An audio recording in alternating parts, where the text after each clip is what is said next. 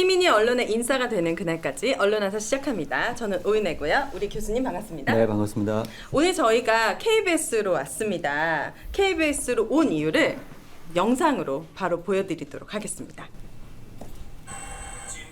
상에선 여객선 세월호가 승객 470여 명을 태운 채 가라앉고 있었다. 사고가 확인된 직후부터 지상파 3사 등 주요 방송사들이 일제히 특보 체제를 가동하기 시작했다.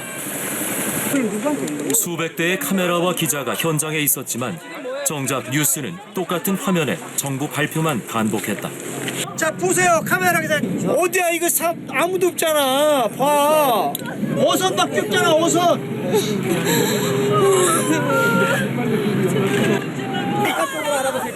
가족들은 언론의 왜곡 보도에 항의했다. 올려보세요. 이게 뭐 하는 겁니까 이게? 여러분들은 진짜 정상 그대로를 취재를 해서 그대로 보도를 하란 말이에요. 다 거짓말 치는 거 아니에요 지금 이게. 해경에 대한 비난 여론이 다시 한번 들끓습니다. 해경의 통제로 해군이 구조 작업에 투입되지 못했다는 사실이 드러나면서입니다. 지금 9시 뉴스에 지금 해경이 잘못한 것처럼 그런 식으로 내고 있잖아요. 그렇게 이 해경하고 정부를 이거 두드러 패야지. 그게 맞습니까? 필요는 또 대장이 KBS로 오늘 봤네. 한 번만 더 해주시오. 그리고 이날 재방송이 예정돼 있던 세월호 관련 보도 8건 중 골든타임의 허비를 지적한 기사는 빠졌습니다. 우리 잘못이 아닙니다 이거. 성난 유가족들이 KBS로 모여들었다. 당시 KBS 보도국장의 발언이 논란이 되면서 유족들의 언론 불신에 기름을 끼얹었다. 우리 이래서 온 거야. 이게 말이나 됩니까? 어? 1년 교통사고 사망자보다 300명은 많은 수가 아니래.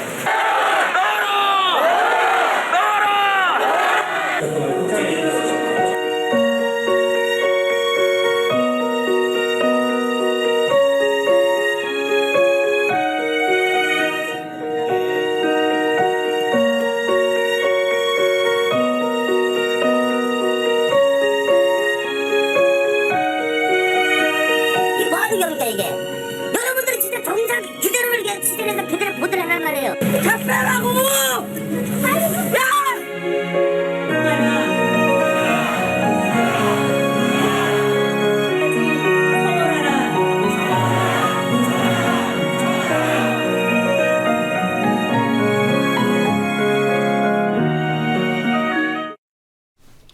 네, 세월호 10주기를 맞아서 KBS 본관 앞에서 오늘 촛불 집회가 열렸는데요. 그리고 올해 2024년도 4월은 세월호 10주기로서 굉장히 특별한 날이고 특별한 한 해인데 이 다큐가 또 불방이 되면서 특별히 KBS에서 저희가 언론화사를 준비하게 되었습니다. 자, 오늘 아주 특별한 분을 모셨습니다. 4.16 세월호 참사 가족 협의회 진상규명 부서장을 맡고 계신 단원고 2학년 7반 정동수 아버님을 모셨습니다. 반갑습니다. 네, 반갑습니다. 동성호입니다. 네, 지금 촛불 집회 하시고 바로 또 이렇게 막 맞으시고 또 오셨는데 나와주셔서 진심으로 한 번 더 감사드립니다. 아니, 저희가 정말 고맙습니다. 10년이 지나다 보니까 네. 이제 방송에서나 이제 이런 게 불러주는 데가 없어요. 네. 세월호 참사를 계속 정부는 지우려고 그러다 보니까 네. 다들 꺼려하는데 이렇게 불러주셔서 오히려 저희가 정말 고맙습니다. 아닙니다. 오늘 나오신 김에 하시고 싶은 말씀 마음껏 많이 편하게 하시고 돌아가실 수 있도록 저희가 준비했습니다. 자, 그렇다면 패널 소개부터 하도록 하겠습니다. 오늘은 특별히 TBS부터 돌아가면서 소개해 주시죠. 안녕하십니까. 전국 언론노동조합 TBS 지부장 송지연입니다. 네.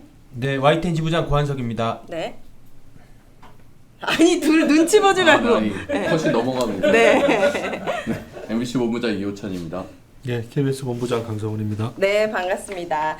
자, 한 주 동안 우리 큼티들에게는 무슨 일이 있었는지 또 한 주도 풍성했더라고요. 네. 자, 큼티들의 한 주 동안의 브리핑 시작해 보도록 하겠습니다. 먼저 TBS.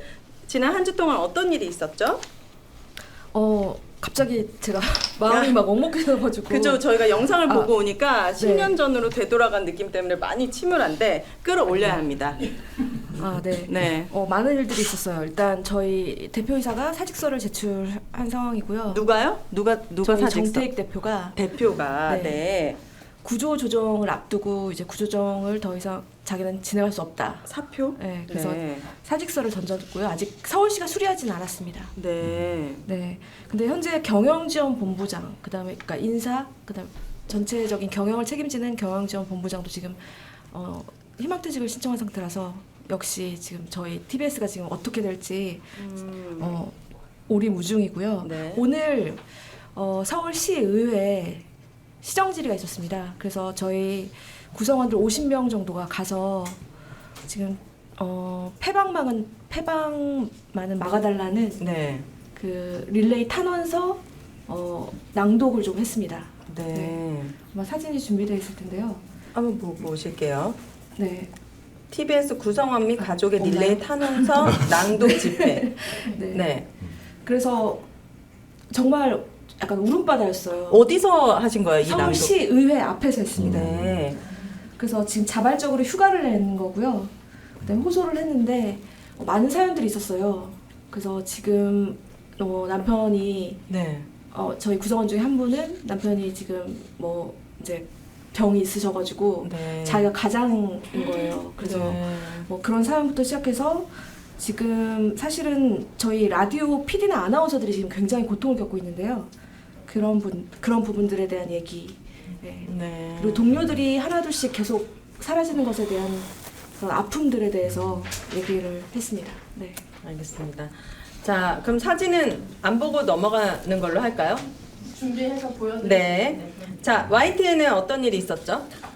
네, 유진그룹이 YTN 최대 주주로 승인을 받았고 받자마자 유진그룹이 그 YTN 암흑기를 주도했던 김백 씨와 김백 상무죠. 전 상무와 배석규 씨를 각각 사장으로 내정하고 유진 ENT 사회이사로 임명을 했고요. 이게 잘 모르잖아요. 김백이라는 사람을 모르죠. 그냥 단순하게 설명하면 그냥 이명박이 다시 대통령이 됐다. YTN 입장에서는 네. 그렇게 보시면 돼요. 어마어마하게 끔찍합니다. 그 세월호와 관련해서는 세월호 보도를 YTN의 세월호 보도를 참사 수준으로 이끈 사람이고요. 그때 네. 김백이란 사람이요? 예, 김백, 네. 배석규. 그때 그 YTN 구성원들 많이 참담해했고 반성문도 많이 썼었습니다. 네. 그리고 지금 유진그룹의 최대 주주 승인을 취소해달라는 행정소송을 냈고 그리고 일종의 가처분인 집행정지 신청도 내놨는데 다음 주에는 집행정지 신청 결과가 나올 것 같아요. 네. 그래서 어떻게든 탄원서라도 많이 써서 법원에 제출해 보려고 네. 탄원서도 받고 있습니다. 뭐 더보기에 링크 있으니까 네. 많이들 탄원서에 서명해 주시면 감사하겠습니다. 네, 알겠습니다. 네, 게시판에도 왜 탄원서 링크가 올라가죠? 어떤 게시판이요? 우리 방송 게시판. 더보기. 네. 아, 더보기. 저희 게시판에 링크 있으니까 탄원 많이 해주시면은, 그러니까 유진그룹의 인수가 잘못되었다. 가처분 신청 네. 탄원에 많은 도움을 드릴 수 있을 것 같고요. 자, KBS는 어떤 일이 있었죠? 네, 그 오늘 다시 KBS에서 다시 무대를 옮겨서 네. 제가 생방송하는 점, 또 정성욱 아버님 또 특별 출연해 주시고 계신데요. 참 죄송하네요. 죄송하다는 말씀부터 먼저 드려야 될 것 같고, 세월호 10주기입니다. 그 KBS가 이제 다큐를 이미 한 공정이 40% 정도 진행된 제작을 하고 있는데, 현 지금 사장과 그 최근에 이제 임명된 이재원 제작 1본부장이 네. 4월 18일 예정된 방송을 불방 결정을 지금 통보를 한 상태고요. 그 이유가 너무나 이해가 안 되는 게 네. 총선이 4월 10일이거든요. 그쵸?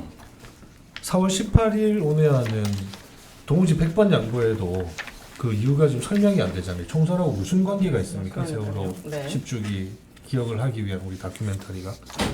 그래서 오늘 그 4.16 연대와 가족협의회 주최로 KBS 본관 앞에서 지금 방금 이제 끝났죠. 촛불 네. 문화제가 있었습니다. 그 논비가 같이 오는 좀 굳은 날씨였어요. 맞아요. 네, 오늘 날씨죠. 예, 네. 오늘 사실 오윤혜님 빼고는 다 참석하고 오셨거든요. 죄송합니다. 네. 예, 네.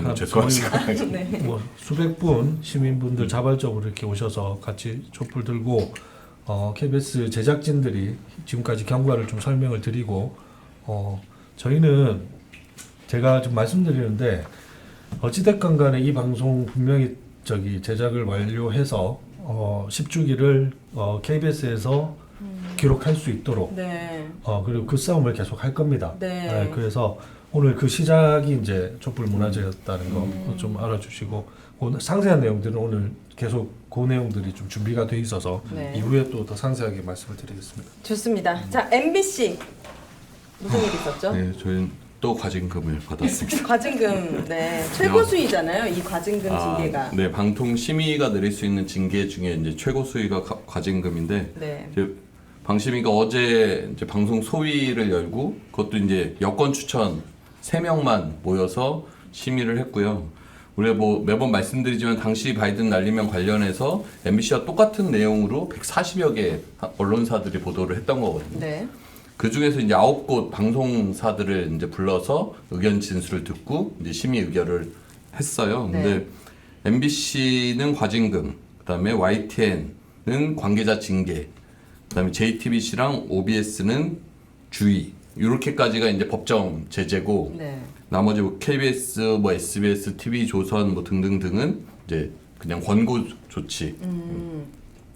차이는 방심위에 가서 얼마나 이 문제에 대해서 적극 문제 제기를 하냐, 네. 아니면 말을 순순히 듣냐 이런 차이였던 것 같고, 이제 법원의 1심 판결을 갖고 이제 지금 권고를 받은, 그러니까 법정 제재 피한 언론사들은 뭐 사과를 한다거나 뭐 방송을 내린다거나 뭐 수정을 한 이런 부분들은 이제 법정 제재 피했고, 이제 그것에 좀 문제 제기를 하고 그 좀 따르지 않는 언론사들은 세게 이제 지금 징계를 MBC만 하고, 세게 MBC는 이제 과징금이 제일 과징금. 세고, 그다음에 이제 YTN이 관계자 징계, 그게 두 번째로 센 징계거든요. 아. 그게 이게 며칠이죠? 어제 어제 네, 오전에. 오후잖아요. 오전인가요? 네. 그때 이제 의견 청취 같은 걸 한 거예요. 방송사 관계자들을 불러서 네. 의견 진술을 하는 거예요. 근데 그때 좀 강하게 속된 말로 개긴 언론사는 MBC랑 YTN이랑 JTBC 정도뿐이 없어요. MBC가 가장 세게 저항했고, 네. YTN 같은 경우도 이렇게 하면 언론 자유를 훼손할 수 있다, 침해할 수 있다라고 했더니 유일임 위원장이 네. 태도가 그게 뭐냐, 태도가 불손하다, 뭐 이런 식으로 지적을 하고, 그리고 언론 자유는 뭐라고 생각하느냐라고 하면서 되묻기도 하고, 하여간 황당한 일들이 벌어졌고요. JTBC 같은 경우도 그렇죠. 1심 판결이 이렇게 났지만 2심이나 상급심에서 최종 뒤집히면 판결을 어떻게 할 거냐는 식으로 항의를 했대요. 네. 그래서 MBC랑 JTBC 그다음에 YTN이 강한 법정 제재를 제재를 받았죠. 폈죠. 그 의견 진술을 하러 불러놓고 의견 진술을 하니까 더 세게 아, 그래요? 제재를 하는 건데. 네. 그러니까 KBS는 왜 네. 극찬했습니까? 그때 누가 오셨죠? KBS는 국장급이 오셨어요. 아니요, 저기 KBS 정치부장이 간 걸로 알고 있고요. 최동혁 부장이 간 걸로 알고 있고. 극찬 받았어요? 공손하게 사과했다고. 납작 엎드렸죠. 납작 엎드렸어요. 그 정치부장이 이번에 박민체제에서 바뀐 박민체 정치부장이 가서 네. 자기도 잘 제대로 안 안 들린다. 들린다. 안 들린다. 네, 그렇게 보도한 거 문제가 있다. 이런 식으로 그냥 바짝 엎드리니까 KBS는 이제 권고로 그냥 법정 제재 피했죠. 진술이 아니라 그냥 사과하러 간 거시네요. 반성 사과. 그러니까 이게 참 문제인 게 방심위가 사실 그런 기구가 아니잖아요. 이거 언론에 직접적인 영향을 미치는 거예요. 그러니까 언론의 제어가나 재승인의 방심위가 키를 쥐고 있으니까 네. 자기들이 원하는 그림을 그려놓고 이것에 맞지 않는 언론사들에게는 과하게 제재하고, 자기가 생각한 틀 안에 들어온 언론사들에게는 법정 제재를 피하게 하고, 그러니까 이런 식으로 하면서 언론을 계속해서 장악해 나가는 거거든요. 그러니까 류일임 위원장도 그냥 대놓고 그냥 인식 자체가 MBC가 처음 자막을 달았기 때문에 140여 개 언론사는 MBC를 따라한 거다, 이런 인식을 그냥 갖고 있어요. 이건 사실 140개 언론사에 대한 모독이란 말이에요. 각자가 똑같은 파일을 갖고 똑같이 듣고 보도했을 뿐인데, 그것을 마치 MBC의 보도를 다 모든 언론사가 따라한 것처럼 그렇게 하면서 MBC에게만 이제 과한 징계를 때리고, 거기에 대해서 이제 사과를 제대로 하지 않는 이제 다른 언론사들에 대해서 그거 좀 낮지만 또 중한 징계들을 내리는 거잖아요. 그때 그 방송된 클립들은 아직 인터넷에 남아 있나요? 저희 남아있죠. 저희도 남아 있는데 삭제 요청. 요구가 삭제하라는 거예요.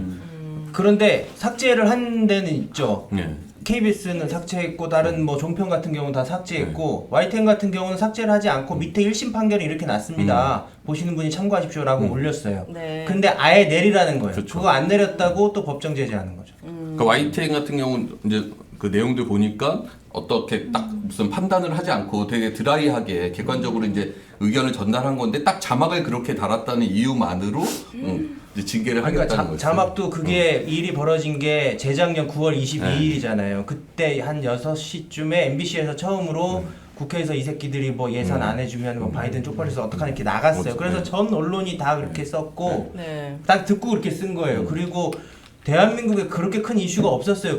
그날 오전에는. 그러면 24시간 뉴스하는 YTN은 어떻게 방송해야 돼요? 그러면 바이든이라고 했다. 그래서 야당에서 비난한다.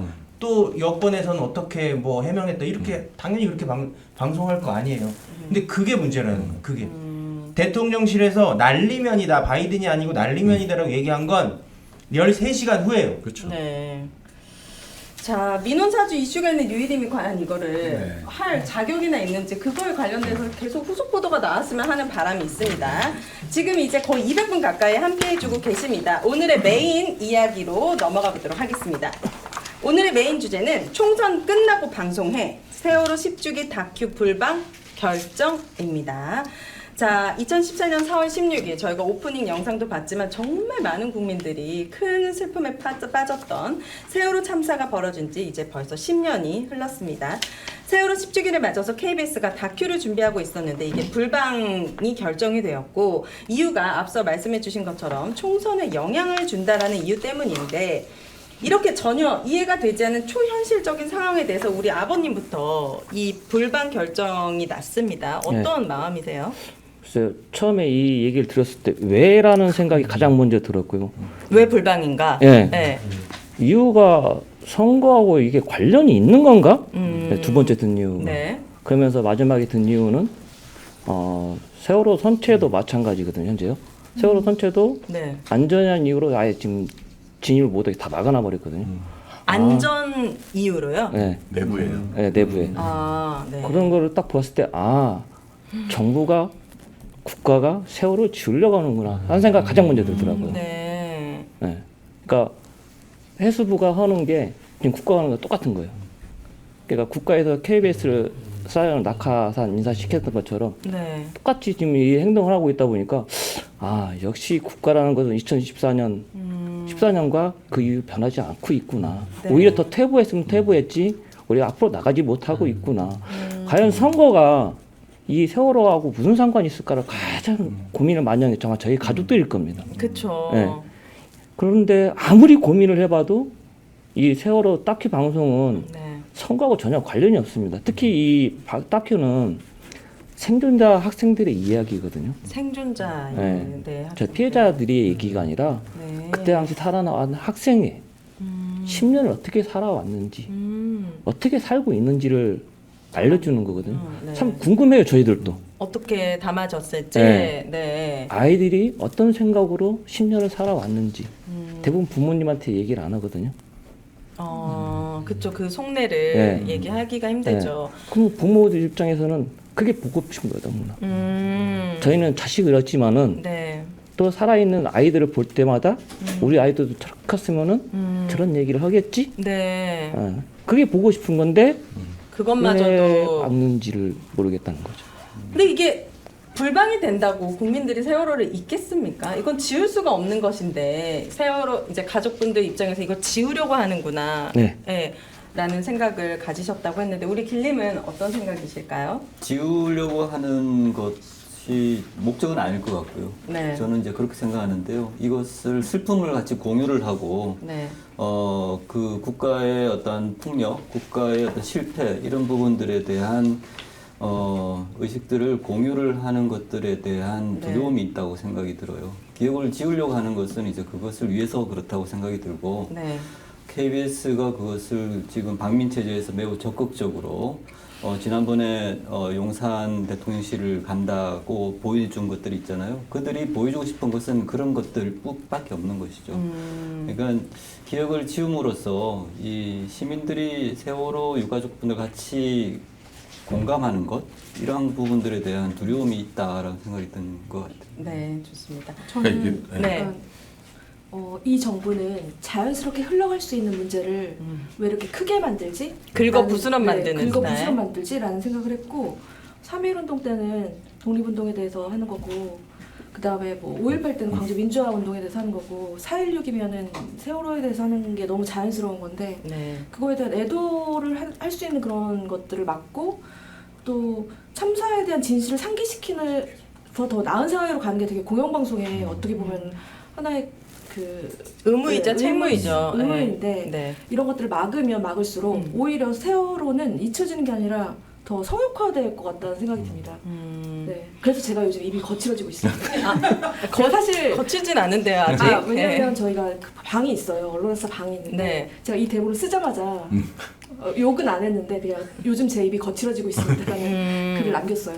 화가 납니다. 제가 국가의 기본적인 역할을 하면 다들 네. 국민의 안전이라고 얘기하잖아요. 네. 그러니까 이 세월호 참사를 다시 10주기로 그러니까요. 추모하면서 만드는 건 국민들한테 국가가 어떤 국민의 안전을 어떻게 책임질 것인가에 대해서 같이 뭐 세월호 생존자의 이야기를 통해서든 그때 당시의 인터뷰를 통해서 그거를 밝히자는 거일 텐데 네. 사람들한테 좀 더 인식을 더 제고시키자는 거일 텐데 네. 그거를 국민의 방송이라고 하는 KBS가 이걸 막는다는 것 자체가 이거 사실 용납할 수 없는 일이죠. 지금 세월호가 목포항에 네, 있습니다. 있죠. 네. 근데 저는 이 뭐 다큐 불방 사태를 보면서 이게 세월호를 대하는 국가 권력의 자세인 것 같아요. 이거는 전 정부 현 정부 가릴 거 없이 그 목포항에 두는 거를 세월호 가족분들이 다 허락하신 건가요? 아니면 거기 있기를 원하시나요? 처음에는 저희들은 안산으로 왔으면 대구도 쪽으로 왔으면 좋겠다는 생각이 있었는데 네. 여건상 그렇지를 못하고 그래서 목포에서 세월호를 목포시가 유치를 하겠다 해서 목포에 두는 걸로 이렇게 결정이 된 겁니다. 그래서 제가 코로나 때 다큐 제작하느라고 그 세월호를 찍으려고 드론을 거기 목포항에서 날렸어요. 그리고 나서 국정원, 해경, 뭐 해군부터 해가지고 온갖 군데서 전화를 받았어요. 그 영상 당장 지우고. 세월호 네. 이게 찍혀가지고요? 네. 아니 거기가 국가보안 보안구역이다 보니까 네. 삼함대 사령부에 먼저 연락을 해서 드론을 띄우겠다 허락을 받아야만이 드론을 띄울 수 있는 공간이에요. 그래서 저는 세월호가 좀 더 공개된 곳에 좀 있어야 된다고 네, 저는 생각을 이전을 할 하거든요. 겁니다. 네. 이전하기 전에 잠시 있는 거죠. 예, 그러니까 지금 이전. 있는 곳은 목포항이 아니라 약간 거기 신항이 신항. 예, 예. 신항이고 목포항이라고 안 오고 신항이라고 하는데요. 거기서 그 옆편칸으로 옆쪽으로 이동을 해서 연구 보존 조치가 될 겁니다. 세월호 진입은 언제부터 금지가 된 건가요? 작년 7월부터 진입이 금지됐고요. 방송사들은 아예 들어가지 하는지 못합니다. 작년 7월부터? 네, 저희 유가족도 마찬가지로 아예 진입을 하지를 못하고 작년에 이제 윤석열 정부가 들어서면서 저희가 면담을 한번 한 적이 있습니다. 해수부 네. 주무관들하고.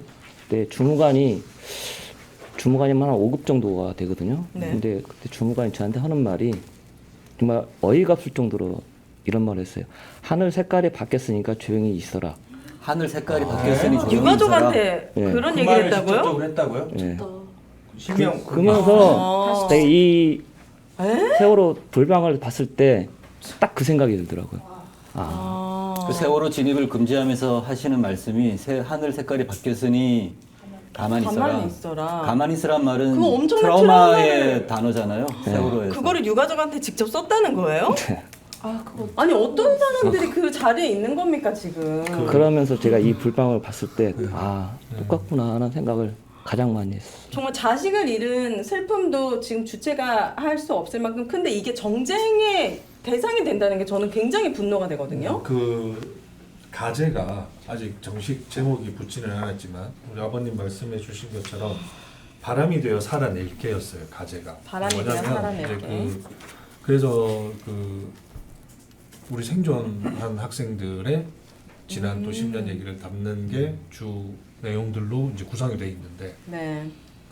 그러다 보니까 그 6월 연기하면서도 그 본부장 이재원 본부장이 얘기했던 게 PSTD 뭐 이런 기획으로 가라는 얘기까지가 나온 게 자 본인도 그러면은 그 제작의 내용이라든지 이런 것들을 알고 있었을 거란 말이에요. 네. 이게 실제적으로 그 당시로 우리가 다시 돌아가는 부분이 아니라 완전히 다른 구성이었다는 걸 알고 있는데 이재원이라는 자가 누구냐면요. 그 KBS 내에 이제 여러 가지 노조가 있습니다만은 그 공영 노조라고 잘 아시잖아요. 이 노조는 그 정체를 지금 알 수 없어요. 아무 구성원이 몇 명인지 이런 것들을 공개하지 않고 있는 노조입니다. 대략 한 30명 정도가 가입해 있는 걸로 추산만 될 뿐이고 가장 극우적인 그렇죠. 노조예요. 거의 뭐 태극기를 넘어서는 수준의 인식을 가지고 이런 정도의 얘기를 하는데 그 노동조합이 오늘 오전에 올린 성명이에요. 외부 게시판에 올린 성명인데 뭐라고 이재원 씨가 네.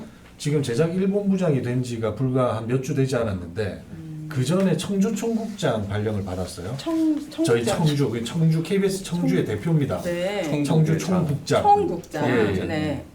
그 대표를 받은 지 한 달 만에 지금 제작 1본부장으로 온 네. 양반입니다. 원래는 라디오 PD였고요. 아. 근데 이 양반이 그 청주 총국장 발령을 받은 게 그만 대략 12월 정도로 기억하거든요. 공영노조 위원장에서 바로 갔어요. 노조 위원장 오늘 이 성명을 올린 노조 위원장을 하다가 네. 바로 청국장을 간지 지금 한두 달 만에 이제 제작 1본부장까지 와서 이 사단을 지금 내고 있는데 그 노동조합이 정의한 세월호 사건은 무엇인가를 제가 한 줄 좀 읽어드릴게요. 이 인식을 네. 아셔야 되기 때문에 이런 거예요. 그날 진도 앞바다에서 일어난 것은 단순 해난 사건이었다. 그러나 사건 발생 후 우리 사회의 좌익 세력들은 엉터리 음모론과 마타도를 퍼뜨렸고 유족의 슬픔과 분노를 이용해 정부와 대통령을 공격했다. 그 과정에서 KBS도 커다란 혼란을 겪었다. 제가 뒤에는 다 생략하겠습니다. 네. 이 정도의 인식을 가진 양반입니다. 그 사람이 이번에 세월호 다큐 불방을 결정한 본부장이라는 제가 거죠? 듣기로는 그 노조 확인되지는 소속에. 않았지만 전에 듣기로는 박민 사장도 처음에 엄청나게 질타를 했다고 그래요. 이 사람을? 총선이랑 무슨 상식이 있으면 당연히 질타를 해야죠. 그렇죠. 질타를 했는데 제가 볼 때는 이자는 박민을 두려워하지 않아. 그래요? 이 세력들은 박민보다 더 앉아요. 박민이나 뭘 두려워하지 않는다. 박민의 자리를 노리는 거 아닙니까? 이재원 그까지는 제가 신임 1본부장은 그러니까 그런 자가 지금 네. KBS의 제작 1본부장으로 있으면서 시사 교양에 앞으로 그러면은 11주기, 12주기는 뭐 어떻게 되겠습니까? 이태원의 2주기, 3주기는 어떻게 되겠습니까? 뻔한 거예요. 근데 용산에서는 이재원 씨 싫어할 것 같아요. 결과적으로 총선에 영향을 더 주게 생겼잖아요. 그러니까요. 자, 그렇다라고 한다면 총선 게임 누가 하는지 키워드 첫 번째부터 만나보도록 하겠습니다. 자, 앞에서 우리 K님께서 세월호 10주기 다큐 제작진이 불방 통보를 예. 받았어요. 일련의 상황들 조금 한 번 더 설명해 주시겠습니까? 예. 네. 그 다큐 인사이트라는 저희 이제 프로그램이 정규 프로그램이 있고요. 네. 그 4월 18일 정규 편성으로 준비가 돼 있던 저기 프로그램입니다. 네. 그리고 이미 그 박민 사장이 취임한 이후 작년 연말에 이미 기획이 다 끝나서 준비가 됐고 아까 제가 공정률이 거의 40% 정도까지 진행됐다고 말씀드리지 않았습니까? 그리고 통상 1년치를 방송국에서 보면 네. 준비를 해요. 대한민국에서 그래도 굵직굵직한 사건들에 대해서 기획을 해야 되는 것들. YTN, MBC 지금 4월 16일에 대해서 어떤 프로그램 준비 안 하고 있을까요? 제가 볼 때 그 4월은 대한민국 4월은 10주가 된 올해 2024년 4월은 방송국에서 그거 안 하면 우리는 다 직무유기예요. 당연하죠. 근데 그런 것들을 KBS 안에서만 유독 그 제어하고. 준비됐던 거를 갑자기 이재원이라는 자가 등장하면서 총선이라는 말도 안 되는 논리를 가지고 이런 것들을 불방시켜 버린다. 이제 그렇게 이제 진행이 되어 왔어요. 진행이 되어 왔고 예고편도 저희가 통상은 4월 18일 방송이면 보통 뭐 일주일 전부터 이렇게 보통 나가는 게 뭐 그렇잖아요. 총선은 4월 10일입니다. 4월 10일.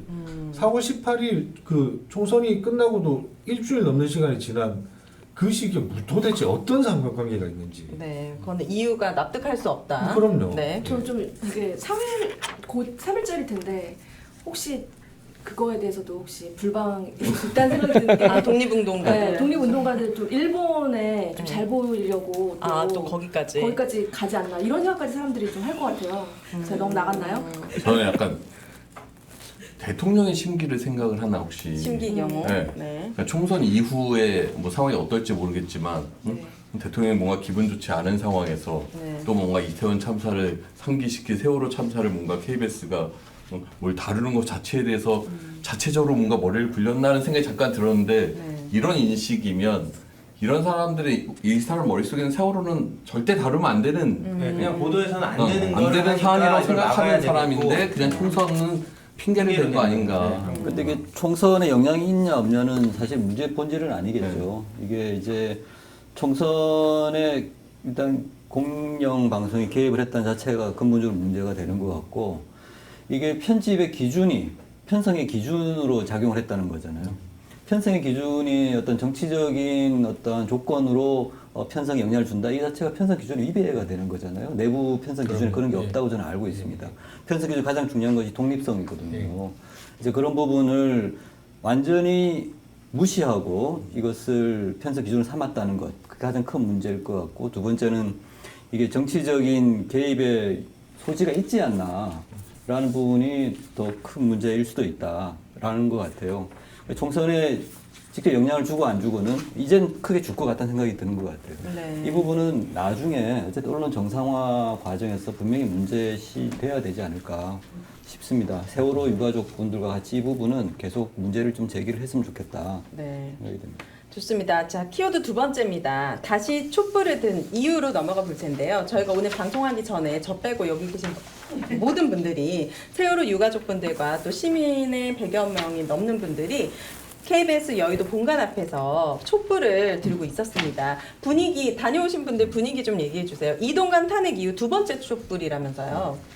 오늘 날씨가 굉장히 안 좋았음에도 불구하고 많은 분들이 나와주셨는데. 뭐 아무래도 우리 저기 가족 협의회와 연대 쪽에서 이제 준비한 문화제이긴 하지만 KBS로 인해서 불거진 일이기도 하고, 또 저희 이제 조합에서 또 특히 이제 KBS 내부 구성원들이 분노하는 분들이 많아요. 그래서 KBS 구성원들도 이제 많이 참석을 하신 걸로 보이더라고요. 네.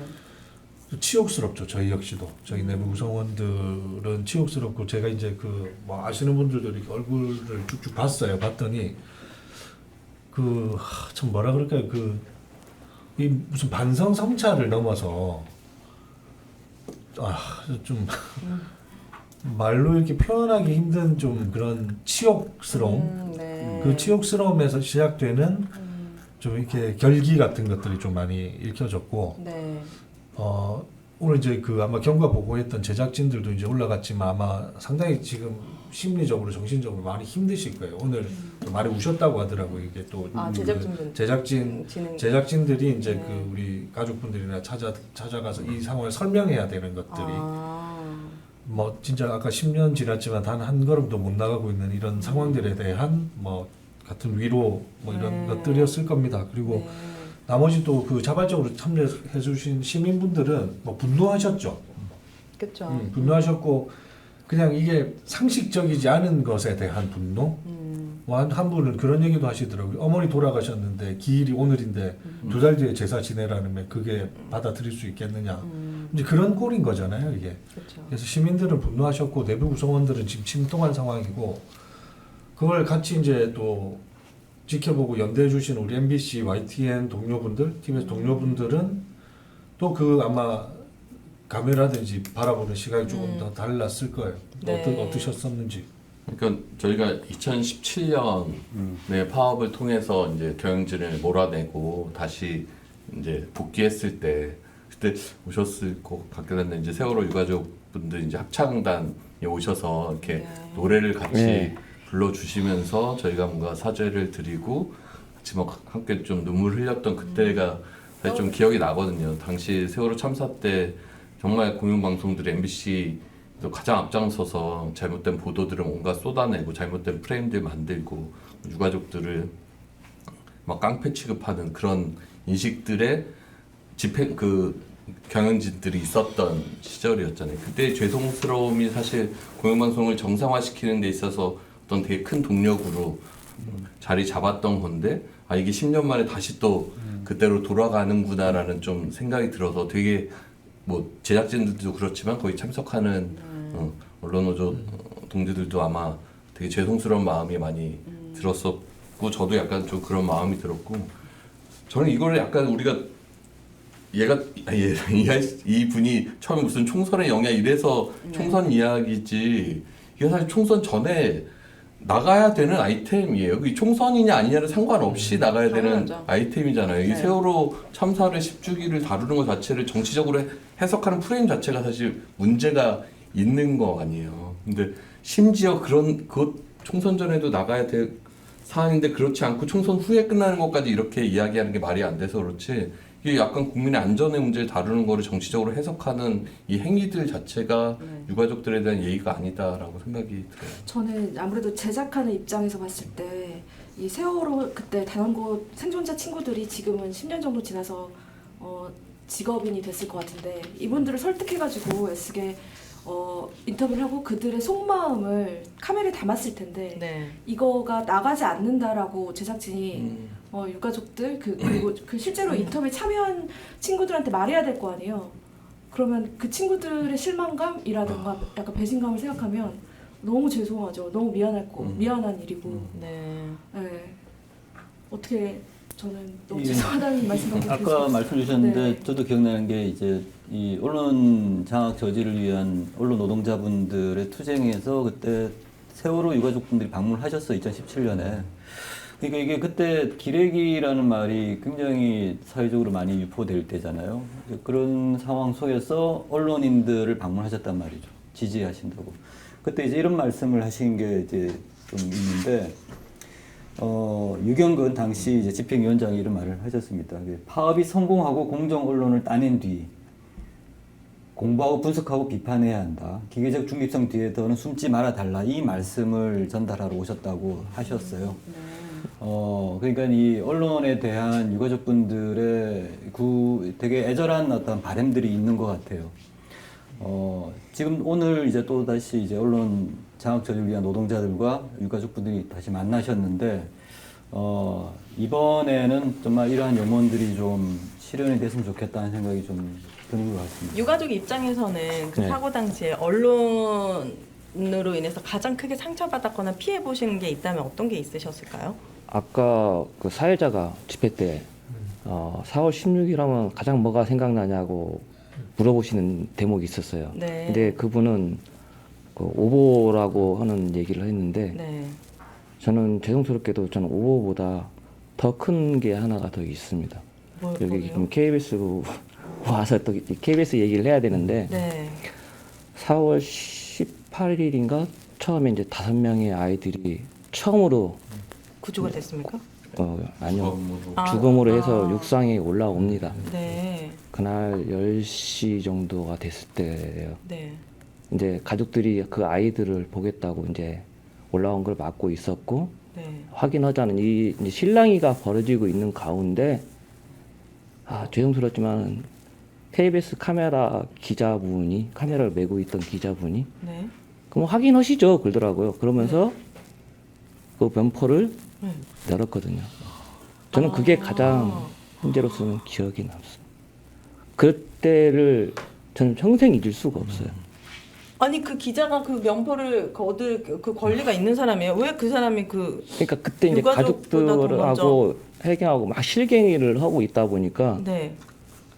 그걸 모르겠어요. 그러니까 단독인지 특종을 갖고 싶었던 건지 그것을 그렇게 열므로써 그 아이들 5명이 있는 그대로 모습으로 방송에 나가요. 방송에 나갔어요. KBS 방송에요.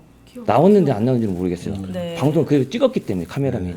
네. 저는 그게 가장 기억에 남거든요. 그게 저희가 뭐 오보 말씀도 하셨고 방금 뭐 취재 윤리 부분도 그런 것들이 당시 그 우리 현장에는 다 실종된 상태였죠. 그래서 사실 저희도 언론으로서 그 성찰이 시작됐던 게 이제 기레기라는 얘기들을 네, 그때 이제 처음 듣게 됐던 거고, 네. 그 부분 뭐 지적하신 분 누군지는 모르겠으나 네. 저희 정말로 할 말이 없는 거죠 저희한테. 근데 또 반대로 MBC는 지금 여기 서울 방송이 아니라 뭐 이런 얘기도 될지 모르겠지만 목포 MBC. 네. 목포 MBC는 네, 목포 MBC. 10년 동안 한 번도 안 빠지고 네. 이 세월호 방송을 계속 밑에서는 내줬어요. 목포에서. 네. 네. 그게 저희한테는 가장 큰 위안이 됐어요. 구조가 안 됐다고 첫 방송을 오늘도 했던 데가 거기죠? 목포 MBC고 그렇군요. 위에서는 방송이 다 잘리지만은 그나마 목포나 광주는 10년 동안 한 번도 끊이지 않고 가족들이 이것 좀 해주셨으면 좋겠습니다 하면은 항상 방송을 내보내줬어요. 그렇군요. 그래서 그 기자와 신문 10년째 친분을 맺고 있는데 네. 정말 이렇게 고마울 수가 없어요. 오히려 반대로 또. 그렇네요. 그 수많은 기레기들 중에서도 참 기자, 언론인들 한두 분만 계셔도 이렇게 유가족분들이 위안을 얻고 힘을 얻고 살아갈 수 있습니다. 여기 네 분은 참 언론인이 되실 거라고 믿어봅니다. 자, 다음 주제로 넘어가 보도록 하겠습니다. 세 번째 키워드는 오보 참사에서 불방 참사로까지 이어졌습니다. 자, 2014년 전원 구조 오보 사태를 모두들 다 기억을 하실 텐데 왜 이렇게 공영 방송들은 이 잘못된 정보를 확인도 안 하고 속보로 띄었는지 이게 되게 궁금하거든요. 그리고 말씀해주신 대로 기레기라는 용어가 등장한 것이 세월호 참사 때부터 라고 합니다. KBS, MBC, YTN 등 세월호 보도 지침이 따로 있었는지 그때 당시를 회귀해봤을 때 무엇이 가장 문제였는지 각자 말씀해 주시죠. YTN부터. 제가 그때 4월 17일부터 팽목항에 내려가서 보도를 했거든요. 그리고 나서 한 달 정도 있다 올라왔어요. 그런데 그때 이후에 YTN 보도는 뭐에 초점을 맞췄냐면 그 유병헌 씨라고 구원파가 있어요. 아, 네. 세월호의 주인이 누구냐? 맞아요. 맞아요. 그 사람들 추적하는데 YTN은 온 힘을 쏟았어요. 근데 사실 세월호 참사가 우리한테 주는 의미는 국가의 부재거든요. 그때 4월 16일 날 저는 야근하고 집에 들어왔는데 세월호가 기우뚱한 상태에서 YTN 특보에 들어간 상태였어요. 네. 저는 거기서 사람이 죽을 거라고는 상상도 안 하고 편하게 잤어요. 네, 다 구조될 거라고 우리 다 믿었었죠, 국민들은. 네. 본질은 그 세월호의 주인이 누구고 그 주인이 돈을 얼마 남겼고 그게 아니고 왜 구조를 못했냐는 거예요. 그때 왜 아무도 네. 구조하지 않았느냐. 그게 그때 국가는 본질이죠. 어디 있었느냐가 핵심이었죠. 근데 그거 추적하지 않았어요. 언론들이. 네. 그 유병헌.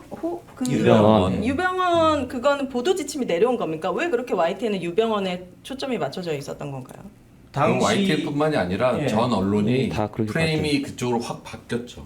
그러니까 그게 뭐 정권이 하나하나 뭐 이렇게 해라라고까지 지침을 내리지 않았더라도 네. 그때 당시는 2014년은 이명박 정권 시절에 지금 우리가 이제 적폐 경영진이라 불렀던 사람들이 언론사를 다 장악하고 있던 시절이었고 네. 물론 현장에서 일하고 있던 기자들은 저희의 동료들이 있었어요. 이제 그런 상황에서 이제 위로부터의 이제 이 프레임을 전환하는 시도들에 대해서 현장에 있던 저희 기자들이 세게 막지 못했던 거죠. 네, 뭐 일부 저항은 했지만 그럼에도 저희도 각자 현장에서 그런 나쁜 보도를 하는데 막지 못한 책임들이 되게 크고요. 그게 아마 해수부 지침에 그렇게 돼 있을 거예요. 아마. 제가 알기로는. 네. 사건은 사건으로 막아라. 해수부 지침이 그렇게 돼 있는 걸로 알고 있어요. 그래서 세월호 참사에서 유병헌으로 넘어간 게 바로 그 해수부 지침으로 제가 알고 있습니다. 그리고 기억나실지 모르겠지만 심지어 어떤 보도도 있었냐면 유병헌 일가를 추적하는데 그 아들이 엄청 뚱뚱해요. 네. 그리고 뭐 여자친구도 있어요. 그래서 도피했어요. 여자친구가 아니라 부인? 아니 아직 보디가드. 비서 보디가드 여자로 이렇게 넘어가죠. 네. 그래서 그 안에서 뭐 이렇게 숨어 있다가 치킨을 먹었느니 말았느니 그런 것까지 보도를 했다고. 근데 그게 본질이냐고요, 세월호 사건. 이게 취재 보도해줄 때 보통 이제 그걸 하시는 언론사가 제일 먼저 비난을 받죠. 근데 취재 보도도 사실 이게 시스템적으로 움직이는 거잖아요.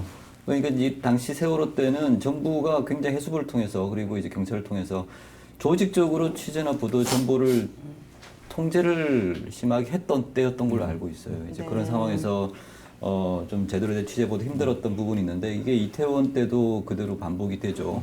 진상규명을 그렇게 법을 해서 요구를 한데도 그걸 막고 있지 않습니까? 그러니까 취재보도가 사실은 정부 시스템에서 이렇게 차단될 때는 뚜렷한 한계가 나타나는 부분도 있다. 네. 라고 가장 중요한 게 단원고 교장 선생님이 죽은 위치를 아무도 모른다는 거예요. 취재는 했어요, 기자들이. 근데 취재에 대한 기자들한테 위치가 정확히 어느 나무냐고 물어보면은 네. 아무도 모른다는 거예요. 그럼 그거는 모르는 거예요, 아니면 말을 안 하는 거예요? 아니 몰라요, 솔직히 진짜로. 아. 어디서 어떻게 죽었다는 것만 알고 있는데 아. 그 나무가 어떤 나무냐 가서 현장에 가서 물어보면 아무도 모른다는 거예요. 아, 단원고 교장 선생님이 극단적인 선택을 하셔서 돌아가셨군요. 네. 근데 어디서 돌아가신지를 모르는 거예요? 네. 이 정확히 위치를 아무도 몰라요, 기자들이.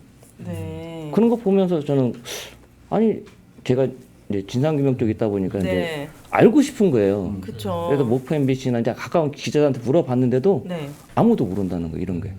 그러니까 사건에서 사건으로 계속 연가가 가다 보니까 그냥 계속 보도하고 넘어가는 거예요, 그냥.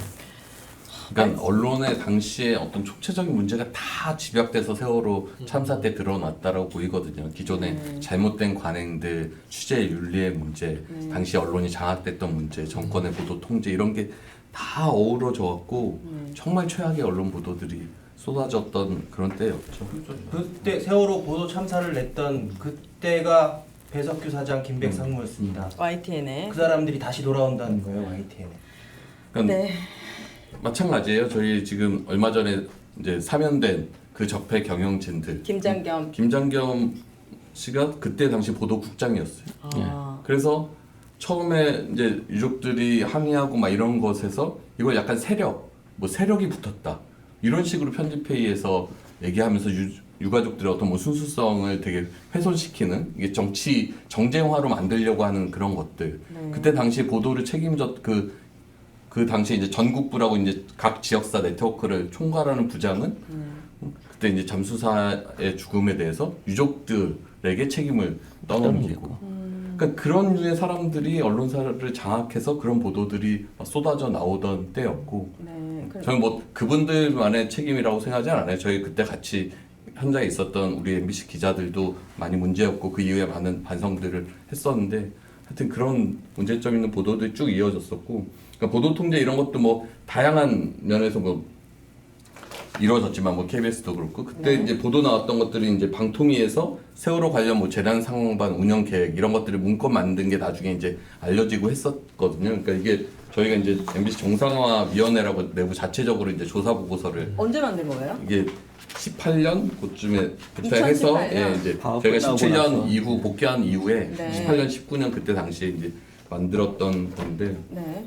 그때 이제 예를 들어 방통위가 이제 보도 통제 관련 문건을 4월 22일 날 이제 만든 것들이 나중에 발견이 됐는데 4월 25일 날 이로부터 이제 사흘 뒤에 이제 그때 안광한 사장이 담화문을 내요. 그래서 세월호 사건이 채 마무리되지는 않았다. 다만 방송은 전체 국민의 정서와 생활의 안정을 고려하여 원상으로 되돌아가고 있다.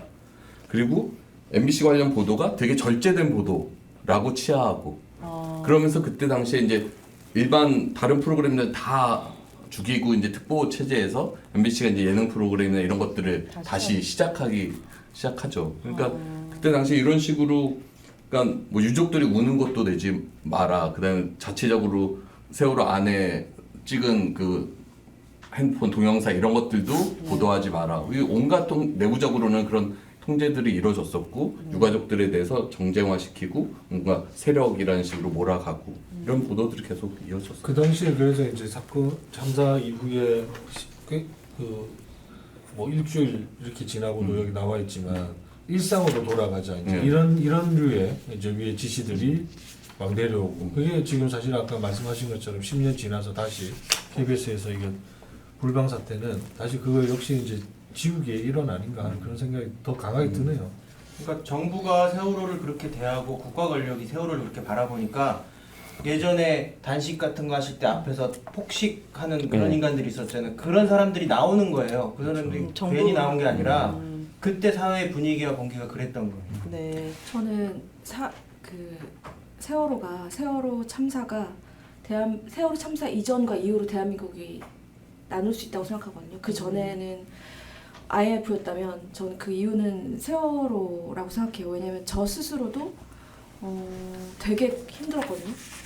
그때 당시 아마 많은 부모님이나 아니면은 많은 분들이 그거에 대해 되게 아파하고 힘들어하고 나의 문제인 것 같이 그런 생각이 들었을 텐데 교통사고나 해난사고라고 이렇게 치부하고 이게 뭐 좌파들이 이걸 이용한다고 얘기를 하는데 전혀 그렇지가 않고 이건 공감의 문제인 것 같고 인간을 바라보는 시선에 대한 문제인 것 같습니다. 저는 솔직히 개인적인 말씀을 드리면 그때 제가 애를 낳지 말아야 되겠다고 생각했던 계기가 된 게 이 세월호 참사였어요.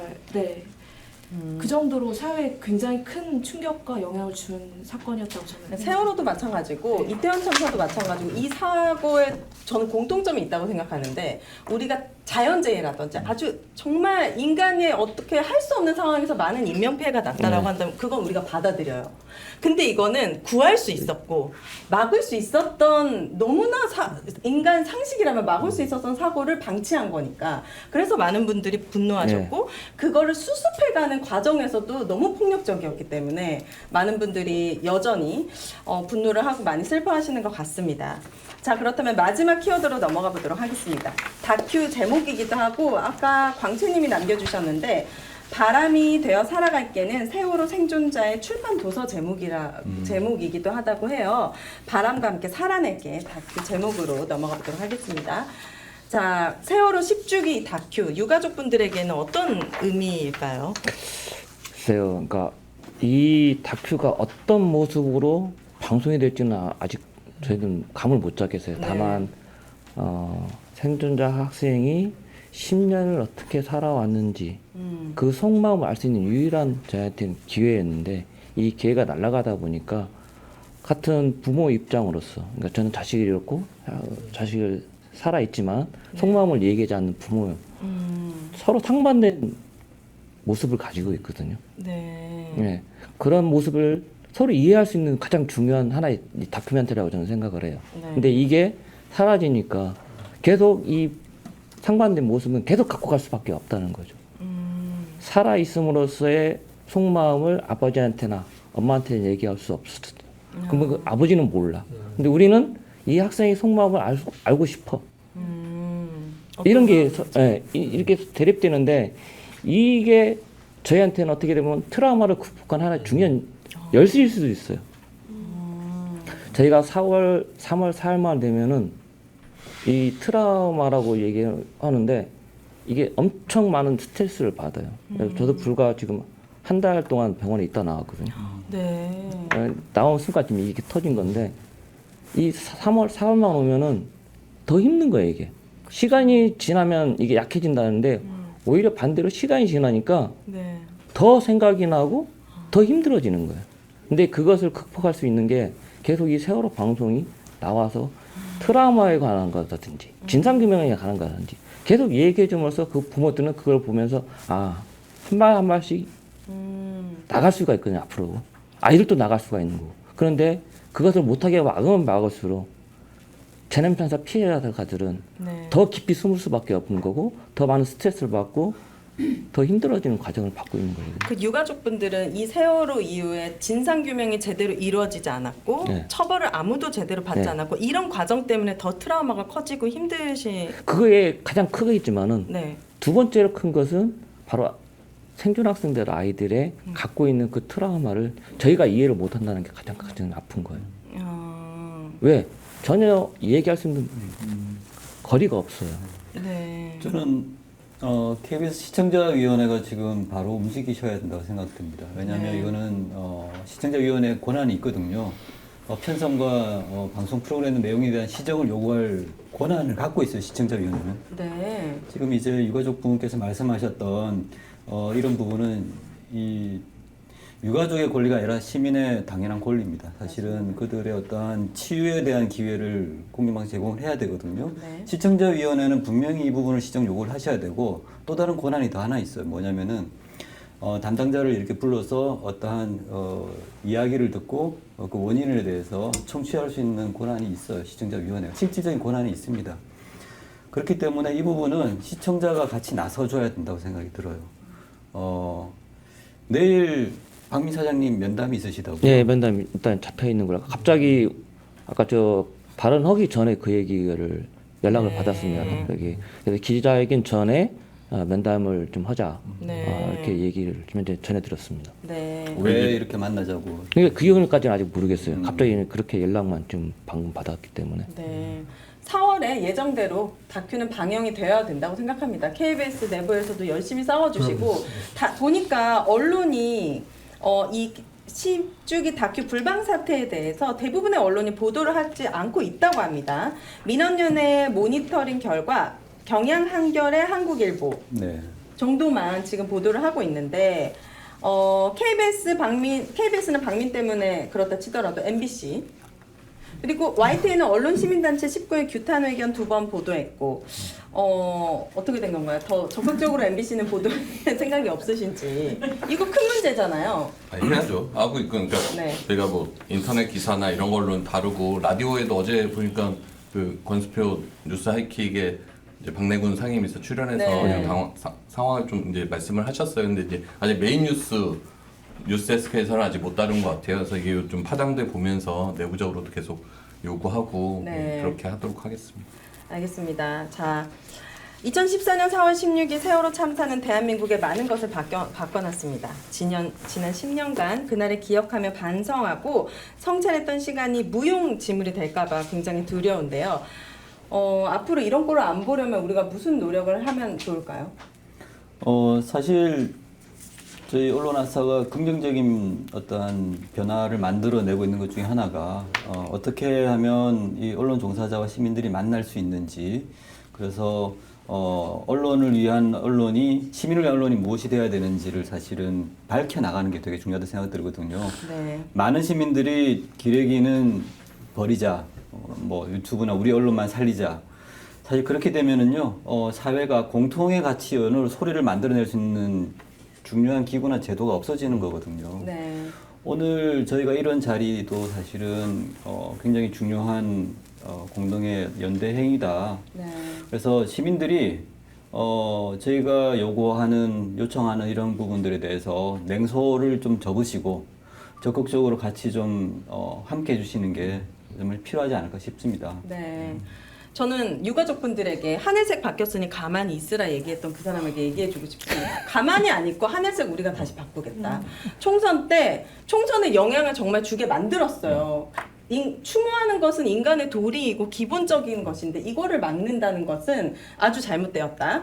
4월에 꼭 세월호 10주기 반영되길 바라고 다른 언론들에서도 이 10주기 세월호에 대해서 깊이 있게 다뤄주고 유가족 분들의 목소리를 많이 들어주고 그런 기회가 많았으면 좋겠습니다. 저는 그 유가족분들도 되게 10년이 좀 되게 허망하게 느껴지실 것 같고 전혀 한 걸음도 나아가지 못한 느낌이잖아요. 근데 그 주인공으로 인터뷰를 했을, 지금은 이제 성인이 됐을 텐데 그분을 생각을 하면 되게 어렵게 10년 만에 그때 쭉 트라우마를 어렵게 결심하고 털어놨을 텐데 이게 또 다시 막힌다고 하면 그분 입장에서도 우리 사회가 10년 동안 진짜 나의 어떤 이 트라우마 아픔을 받아줄 거에 하나도 달라진 게 없겠구나, 그 좌절감을 생각하니까 이게 너무 사실 좀 안타깝거든요. 어떤 식으로도 사실 이 다큐가 좀 나갈 수 있게 노력을 좀 해야 될 것 같아요. 좌절감이 아니라 오히려 더 분노를 느끼게 돼요. 그러니까 저희 세월호 참사에서 총 3번의 조사가 있었습니다. 그러니까 흔히 말하는 일기 특조위, 그다음에 선체조사위원회, 43사 특별조사위원회 3번의 조사가 있는데요. 저는 이 3번 다 2014년부터 그때 당시까지 이야기를 계속 해왔습니다. 근데 이 조사 하나가 끝날 때마다 똑같은 일을 계속 반복을 했어요. 좀 3번에 반복을 했는데 처음에는 이렇게 하면 되겠지, 희망을 가지고 이 얘기를 해요. 근데 무산이 되잖아요. 엄청난 분노를 받아요. 근데 다음에 또 조사위가 생겼어? 또 같은 얘기를 또 해줘요. 이번엔 되겠지. 그때부터는 이제는 뭐라고 해야 되나, 정신이 나간다고 표현을 하는 게 맞을 거예요. 아마 지금의 학생도 그 정도까지는 가지 않을까. 더 이제 큰 트라우마, 더 많은 충격이 좀 몸으로 가해졌을 거예요, 아마. 이렇게 되면은. 그러니까 이것을 해소할 수 있는 길은 KBS가 이것을 그대로 방송을 하는 겁니다. 그래야만이 그 학생이 큰 하나의 덩어리를 반이라든지 좀 지울 수 있는 이런 계기가 될 것 같습니다. 좋습니다. 이 공기를 만드는 게 중요한 것 같아요. 추모를 자연스럽게 우리가 하는 것, 아픔에 대해서 같이 공감하고 연대하는 것, 그게 너무 자연스러운 공기를 만드는 것. 우리 송지현 지부장님은 계속 지금 눈물을 계속 흘리고 계신데 너무 많이 속상해하고 계셔가지고 아무튼 이렇게 힘들지만 많은 말씀 해주셔서 감사하고요. 고맙습니다. 오히려 불러주셔서. 아닙니다. 저는 진짜 그 이태원 유가족분들도 그렇고 언론인들을 만나면 오히려 더 감사하다는 말씀을 많이 해주시는데 이게 솔직히 더 마음이 아픈 것 같아요. 이분들의 얘기를 들으러 다니셔야겠죠, 우리 언론인 분들. 그리고 언제든 찾아주시고 많이 목소리가 퍼질 수 있도록 노력하겠습니다. 그리고 이렇게 유가족분들에 대해서 같이 아픔을 공감하는 시민분들이 저는 훨씬 많거든요. 90%는 되지 않을까요? 그렇기 때문에 힘내주시고 함께하도록 하겠습니다. 그리고 저희가 4월 16일 딱 10주기입니다. 그러나 많은 방송을 좀 저희가 다시 한번 부탁 말씀을 좀 드리도록 하겠습니다. 네. 10주기라고 해서 부탁 말씀 드리는 게 아니라 10년이 지났지만 여전히 세월호는 진행 중이라는 걸 좀 알리고 싶습니다. 네. 그래서 많은 취재와 방송을 좀 부탁드린다는 말씀을 이 자리에서 다시 한번 하고 싶습니다. 내일 박민 사장 만나시면 그런 말씀 좀 되게 좀 많이 해주시면 혹시나 박민 사장이 쉽진 않겠지만 네. 아니 이미 총선에 깊이 개입하고 있고 좋지 않은 영향을 미치고 있으니 정부 여당에 꼭 방영을 하는 게 좋을 것이다. 네. 자, 시민 촛불 매주 수요일마다 열릴 예정입니까? 네, 그렇습니다. 어디서 열리죠? 어디서 열리죠? 시민 촛불. 집에서 촛불 들면 될까요? 어떻게 소개 좀 해주시죠? 일단 다음 주 수요일도 오늘 열렸던 KBS 본관 앞에서 본관 앞, KBS 본관 앞 7시부터 7시부터 다시 열 예정이고요. 네. 그리고 이제 뭐 오늘은 날씨가 매우 안 좋았지 않습니까? 그래서 네. 많은 분들 오셨고 또 내일 또 면담도 하신다고 하고 네. 일주일 상간에도 어떤 흐름들이 나타날지는 모르겠습니다만은 저희는 어찌 됐건 간에 꼭 약속드리고 싶은 게 그 예정됐던 날짜의 방송을 온에어시킬 수 있도록 네. 또 내부에서 할 수 있는 네. 모든 싸움들 다 해나가겠습니다. 자, 촛불에 직접 오시지 못하는 분들은 다큐 방영을 촉구하는 시청자 청원 게시판 서명으로 참여가 가능합니다. KBS 홈페이지 시청자 센터 메뉴에 들어가시면 시청자 청원 있습니다. 여기에 세월호 참사 10주기 다큐 4월에 방영하라 여기 청원을 클릭해서 동의를 표시해 주면 되고요. KBS는 청원이 게시된 날로부터 30일간 1000명 이상의 동의를 얻은 청원에 대해서는 관련 부서 담당자의 답변을 해야 되기 때문에 많은 분들이 힘을 실어주시면 좋을 것 같고 YTN도 더보기란에 김백이 컴백하지 못하도록 탄원서 받고 있습니다. 네. 많은 분들이 여기 탄원서 그리고 YTN 와주라 운동도 많은 신경 써주시면 좋을 것 같습니다. 뭐죠? 언론화사 방송을 하는 동안 시청자 청원이 1000명을 넘었습니다. 됐지만 더 네. 많은 시민들이 참여 좀 청원이 더 올라오면 좋겠죠. 네. 우리가 박수 친 걸 지금 시청자분들 들으셨나요? 왜 박수를 쳤는지? 지금 박수 친 이유가 1000명이 넘었다고 합니다. KBS 청원 게시글에 1000명이 제가 넘었으니까 방송하는 중에 1000명이 넘었다. KBS에서는 이제 답변을 해야 될 의무가 생긴 것이고. 네. 좋습니다. 시민이 언론이 너무 중요한 것 같아요. 그죠? 네. 네, 언론이 많이 알리고 진실을 알릴 수 있도록. 언론이 중요한 것은 네. 특종, 단독을 보도하는 게 아니라 네. 이 사건이 왜 일어났는지를 꾸준히 짚어주는 게 전 중요하다고 생각을 합니다. 네. 지금 언론을 보면은 대부분 다 단독이나 특종을 쫓고 있거든요. 네. 근데 좀 더 밑에 시대로 내려간다 보면 기자들은 특종이나 특종을 쫓는 게 아니라 이 사건이 왜 일어났는지를 쫓기 시작한 기자들이 상당히 많이 있어요. 네. 그래서 안 밝혀진 사건들이 많이 밝혀지는 그쵸. 이런 게 뭐 예를 들어 꼬꼬무라는 이런 데서 많이 방송이 되는 걸 저도 봤거든요. 네. 근데 그런 기자들이 많을수록 사회는 바뀔 거라고 저는 생각을 합니다. 그렇죠. 특종이나 단독을 쫓는 게 아니라 그래서 그런 기자들이 많아지는 이런 좋은 네. 언론사가 됐으면 좋겠습니다. 네, 좋습니다. 광채님께서 이렇게 10,000원 후원해 주시면서 시민이 언론의 인사가 되는 그날까지 그리고 KBS 저리톡의 마지막 한마디 카피 언론의 관행은 여러분이 바꿀 수 있습니다. 네, 감사합니다, 광채님. 자, 오늘 많은 분들이 200분, 250분 넘게 함께해 주셨습니다. 많은 분들이 함께해 주셔서 진심으로 감사드리고 저희는 다음 주 수요일 8시에 어김없이 돌아오도록 하겠습니다. 감사합니다. 여러분 좋아요 많이 눌러주세요. 고맙습니다. 감사합니다. 네, 고맙습니다. 수고하셨습니다. 아이, 고맙습니다. 네. 수고하셨습니다.